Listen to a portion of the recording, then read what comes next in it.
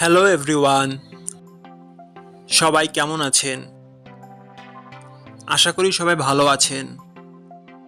বন্ধুরা, আমরা সবাই জানি যে টাকার রেট ভিন্ন ভিন্ন। মানে কোনো দেশের টাকার রেট বেশি, আবার কোনো দেশের কম। কিন্তু আপনি কি জানেন আজকের দিনে মিশরের 1 পাউন্ড সমান বাংলাদেশের কত টাকা হয়? আপনার ধারণা কি ঠিক, নাকি অবাক হওয়ার মতো কোনো চমক আছে? এই ভিডিওটি বিশেষভাবে আপনার জন্য তৈরি, তাই শেষ পর্যন্ত দেখুন।